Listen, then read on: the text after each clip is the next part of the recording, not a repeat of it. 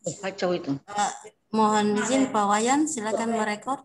Ya, siap Ibu. Sudah, oke. Ya, mohon izin Ibu, saya share screen. Ya, silakan.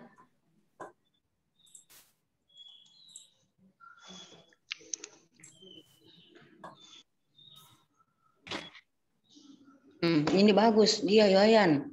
Kelihatan mukanya di depan, bagara-bagara. Terima kasih Bu. Ketawa duluan dia. Assalamualaikum warahmatullahi wabarakatuh. Selamat siang, salam sejahtera untuk kita semua. Yang terhormat Bapak Rukman Esos MSI selaku penguji. Yang saya hormati Ibu Niputu Dewi SMM sebagai coach. Yang saya hormati Ibu Helmi Eskep selaku mentor. Dan yang saya hormati Ibu Endang selaku host pada siang hari ini. Bapak dan Ibu, terima kasih atas kesempatannya yang diberikan kepada saya. Izinkan saya memperkenalkan diri. Nama saya Wan Juliar Tawan, dan saya adalah peserta Latsar CPNS Kabupaten Parigimoto Angkatan 21. Dan hari ini saya akan mendengarkan rancangan aktualisasi saya yang berjudul Optimalisasi Penerapan 5M pada Keluarga Pasien di Ruang Perawatan RSUD Raja Tombolo Tutu. Adapun yang melatar belakangi permasalahan saya, seperti yang kita ketahui bersama bahwa pandemi COVID-19 sampai hari ini masih melanda bahkan di seluruh dunia di 223 negara, termasuk Indonesia salah satunya. Dan pemerintah Indonesia telah menerapkan anjuran protokol kesehatan, bahkan telah memperketat yang awalnya 3M, yaitu mencuci tangan dengan sabun, memakai masker, dan juga menjaga jarak. Dia telah ditambahkan lagi 2M-nya, yaitu menghindari kerumunan dan juga membatasi mobilitas. Saya adalah seorang perawat terampil yang bekerja di unit ruang perawatan RSUD Raja Tombolo Tutu, dan selama saya bekerja di ruangan tersebut, saya mendapati masih belum optimalnya penerapan protokol kesehatan yang diterapkan pada keluarga pasien di ruangan tersebut.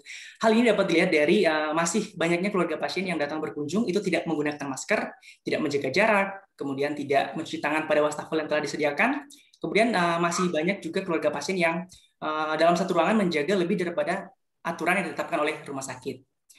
Nah, berdasarkan masalah tersebut, saya mengangkat permasalahan, yaitu belum optimalnya penerapan pada keluarga pasien di ruang perawatan RSUD Raja Tombolo Tutu. Dan isu ini telah saya analisis menggunakan analisis APKL untuk menentukan kriteria bahwa isu ini memenuhi syarat, kemudian saya lakukan TDNG USG untuk menentukan prioritas masalah, sehingga didapati bahwa belum optimalnya penerapan 5M pada keluarga pasien di ruang perawatan RSUD Raja Tombolo Tutu menjadi isu utama yang harus diselesaikan sesegera mungkin.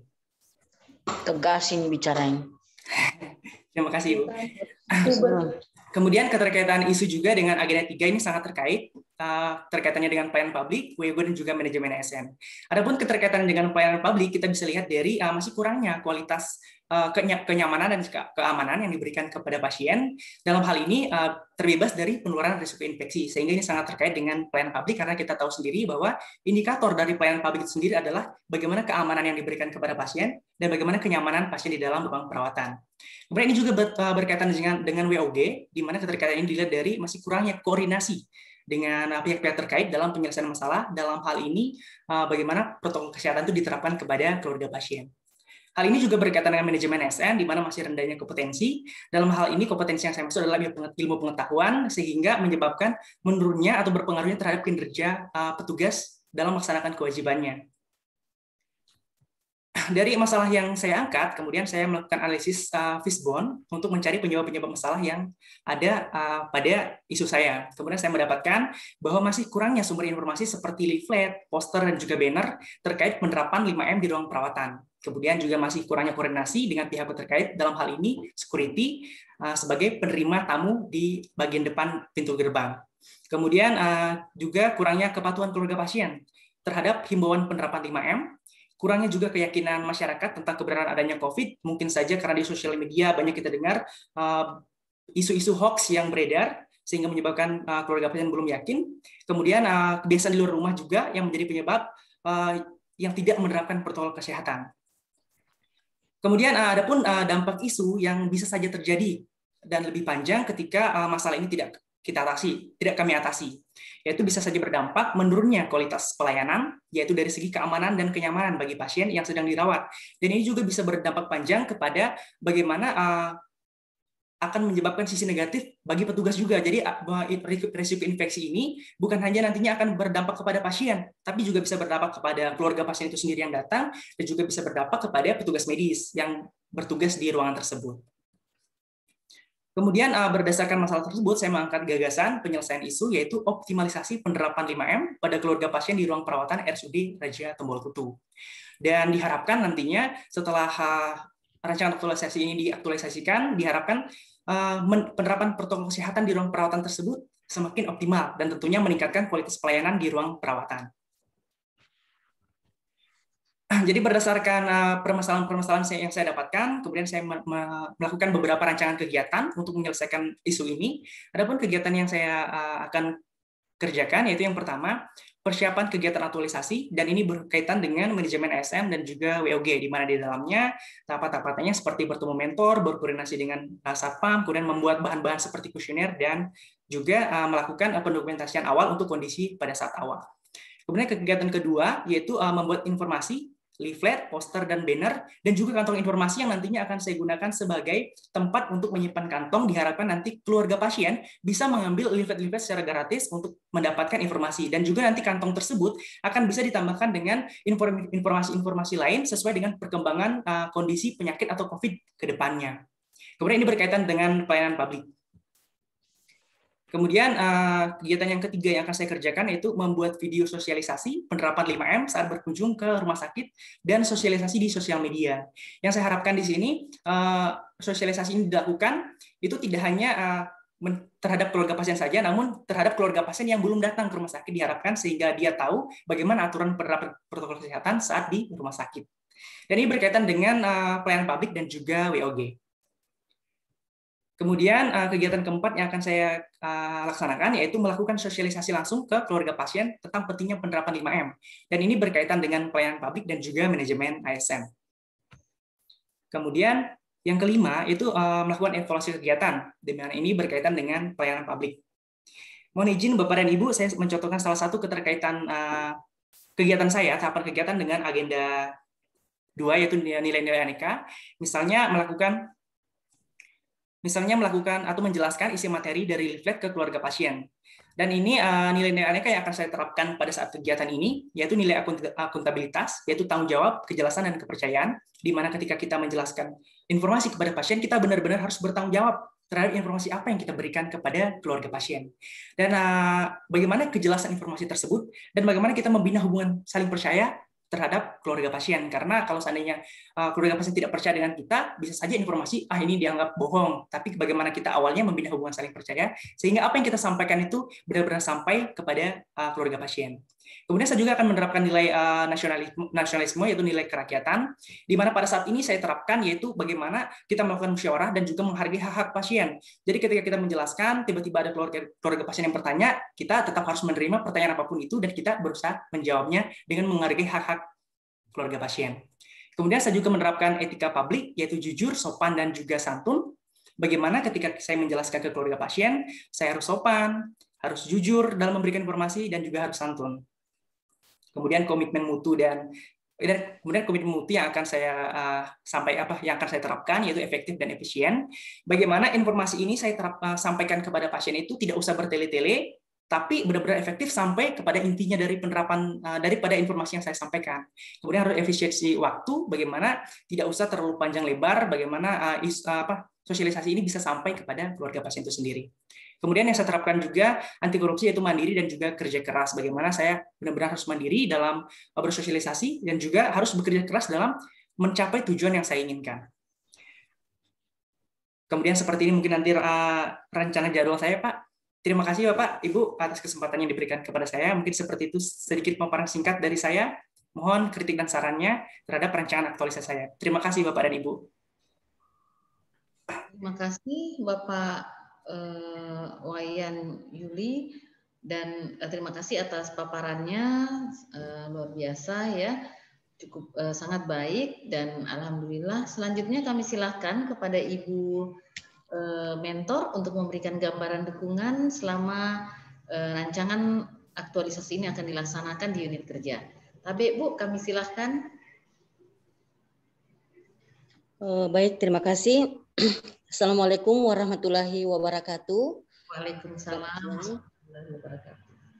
Yang saya hormati Bapak Penguji, yang saya hormati pula Ibu Coach dan Ibu Host, serta yang teristimewa peserta Latsar yang ada di ruang Zoom ini.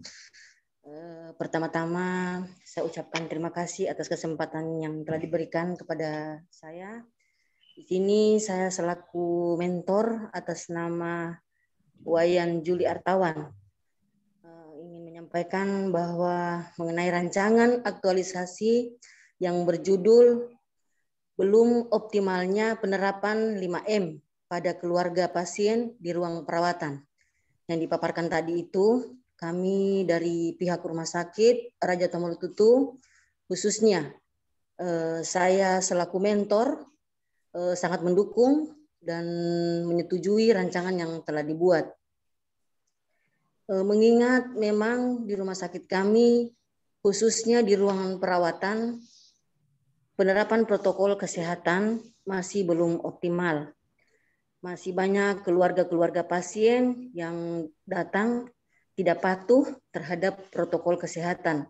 Sehingga besar harapan kami ke depannya setelah rancangan ini diaktualisasikan, penerapan protokol kesehatan menjadi lebih optimal.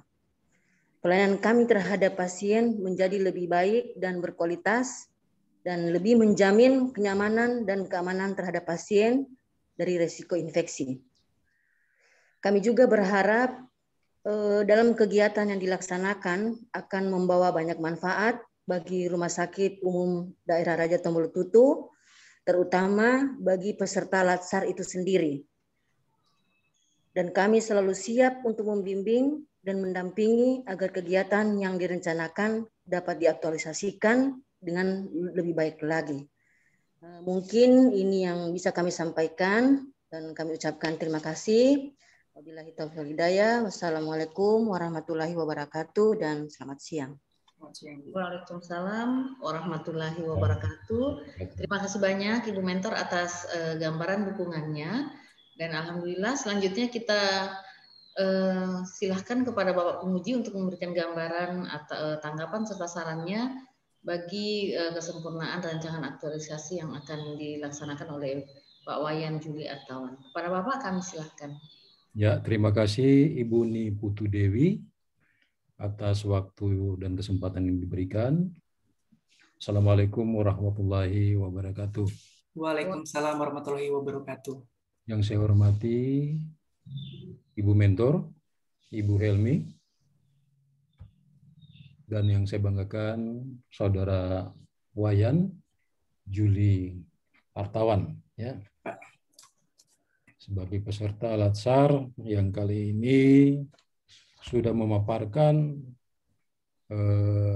rancangan aktualisasi dengan judul optimalisasi penerapan 5M pada keluarga pasien di ruang perawatan Rumah Sakit Raja Tombolo-Tutu. Ya. Oke, baik. Istilah 5M ini dulu saya harus klarifikasi. Dari mana saudara dapat 5M dan apa itu 5M? Jadi mohon izin Pak. Ya. Jadi 5M ini saya dapat di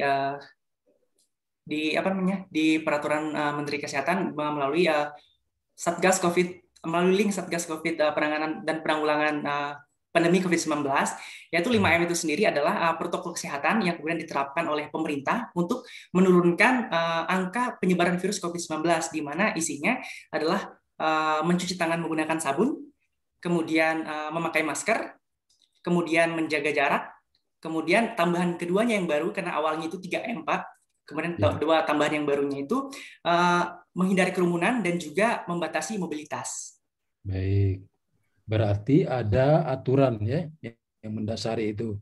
Nanti saudara cantumkan ya dalam penjelasan saudara. Aturannya yang mana disebutkan ya. Siapa? Oke, baik Pak Wayan. Pada berapa tadi itu? Tujuan dan sasaran ya, tujuan dan manfaat. Siapa? Tujuan dan manfaat itu Di situ saudara menyebutkan ada tujuan umum dan tujuan Khusus. Saya kira itu tidak perlu, karena ini merupakan karya tulis, bukan disertasi, bukan apa. Jadi cukup tujuan itu saudara untuk sekolah, untuk rumah sakit apa, untuk PNS yang bersangkutan apa, dan kepada penulisnya untuk apa. Sedangkan untuk manfaatnya bagi penulis apa, ya, bagi rumah sakit manfaatnya apa, begitu juga untuk PNS lainnya apa manfaatnya, ya. Nanti saudara gambarkan itu. Siap. Baik, kita masuk pada kegiatan.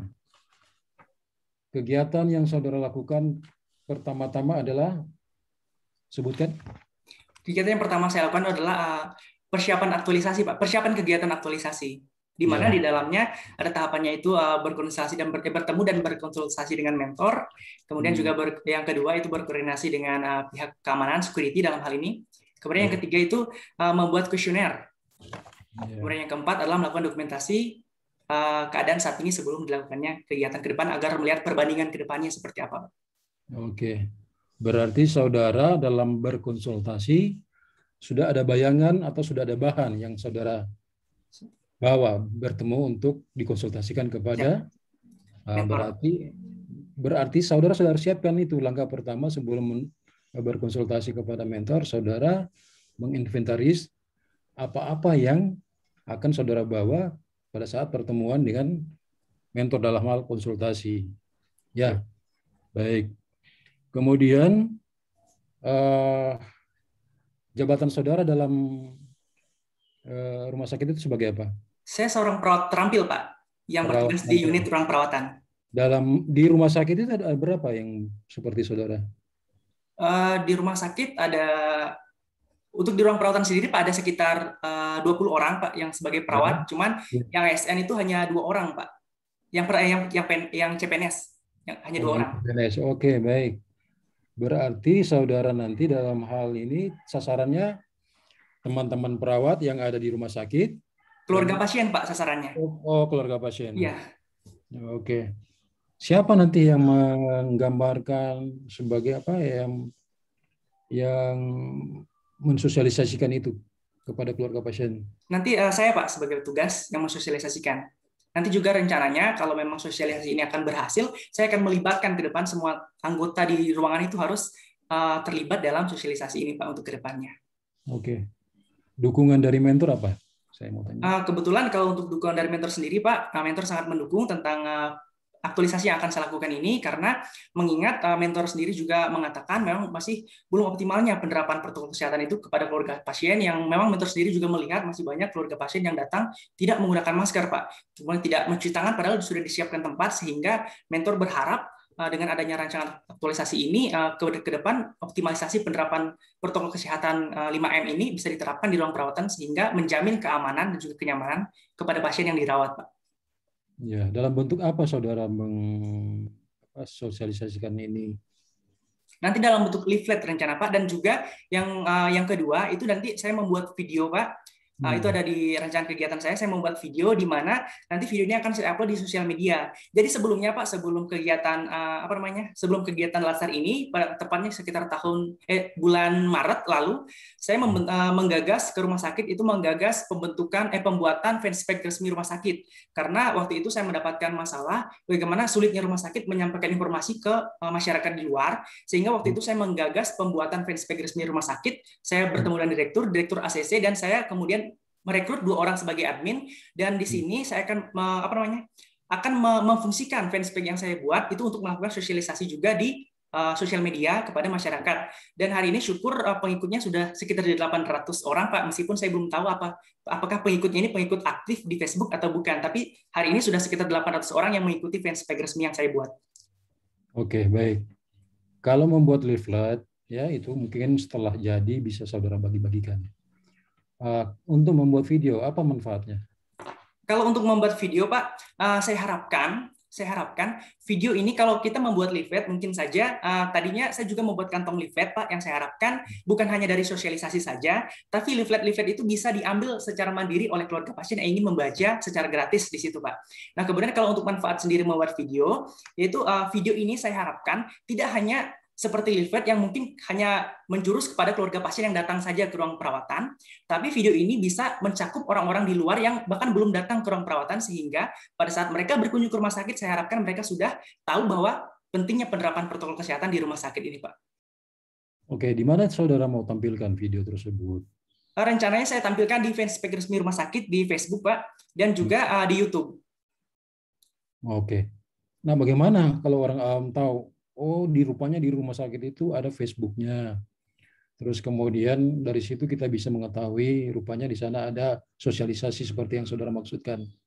Bagaimana pesan ini tersampaikan kepada keluarga pasien?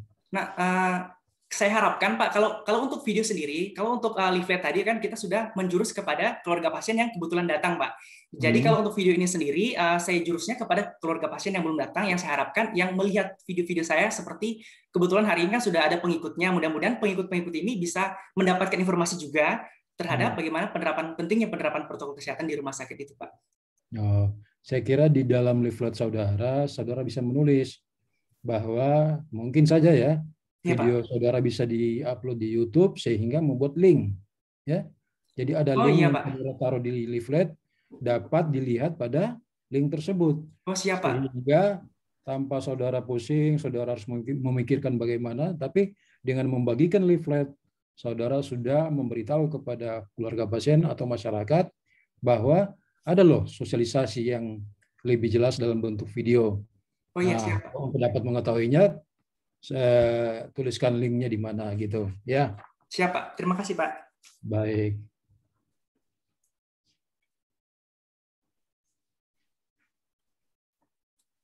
Nah, saya mau tanya saja dulu, apa peran dan kedudukan PNS dalam pelayanan publik menurut saudara? Peran kedudukan PNS dalam pelayanan publik itu, Pak, bagaimana peran seorang PNS itu, Pak, menyelenggarakan pelayanan publik di sini. Bagaimana seorang PNS itu mampu Pak, memberikan fasilitasi misalnya dari segi keamanannya kepada pasien, kemudian bagaimana kenyamanan kepada pasien, bagaimana kemudahan akses informasi kepada pasien itu sendiri. Pokoknya bagaimana intinya tidak merumitkan pelayanan yang dibuat, kemudian ada transparansi juga di dalam pelayanan, seperti itu Pak. Oke, pertanyaan terakhir.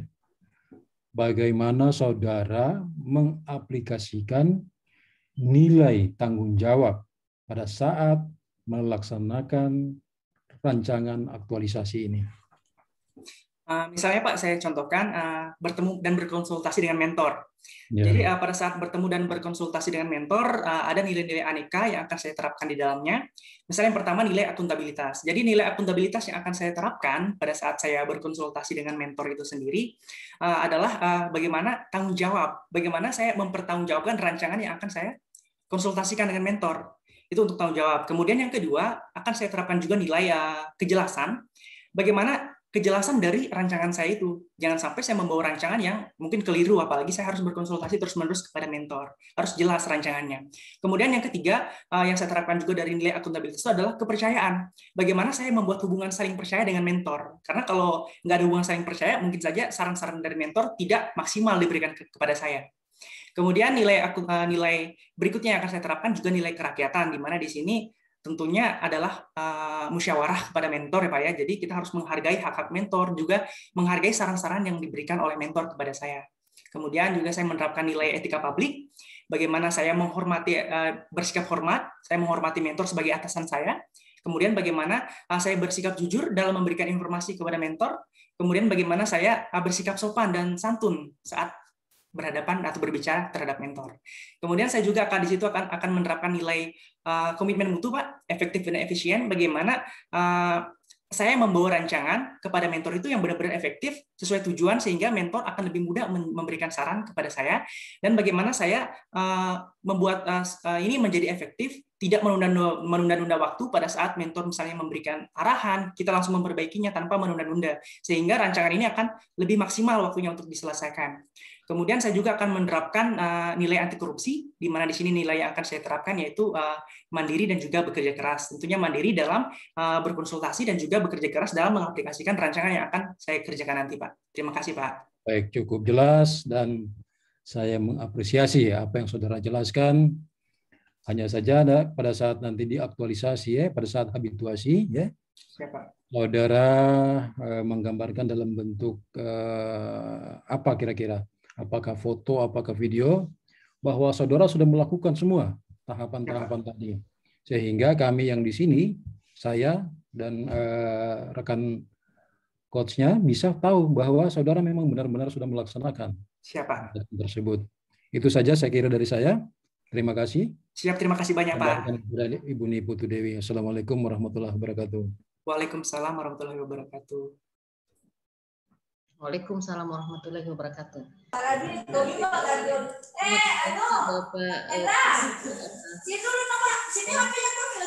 Suara masuk itu? Suaranya Ibu Wati. Keberlanjutan. Bilang suaranya siapa? Sudah mau ini. Dan alhamdulillah saya pun mengapresiasi. Saya kalau Pak Wayan ini memang alkalin ya, energinya lebih. Jadi sejak awal aktif. Alhamdulillah di hari ini Pak Wayan memberikan selalu yang terbaik, maksimal dari segala hal. Jadi ya saya berharap Pak Wayan menjadi PNS yang profesional nantinya bisa mengabdi pada bangsa dan kita lihat bagaimana nanti Pak Wayan dalam menghabituasikan nilai-nilai dan insya Allah kita bisa bertemu rancangan di seminar hasil nantinya dengan baik. Terima kasih banyak Ibu Mentor atas dukungannya. Insya Allah sukses. Kita bisa ketemu lagi di waktu ke depan ya pada hasil dari aktualisasi nilai tersebut. Kemudian Bapak Penguji, terima kasih banyak atas segala hal yang sudah diberikan. Tapi Ibu Evaluator, terima kasih. Wassalamualaikum warahmatullahi wabarakatuh. Baik, terima kasih Pak Penguji sudah memberikan saran dan masukan kepada Pak Wayan. Dan terima kasih buat Ibu Niputu Dewi yang sudah setia menemani Pak Wayan. Dan terima kasih buat Ibu Mentor, terima kasih banyak atas dukungan dan supportnya kepada Pak Wayan. Iya, kami akhiri. Terima kasih. Assalamualaikum warahmatullahi wabarakatuh. Boleh di-lift Pak Wayan sama Ibu Helmi.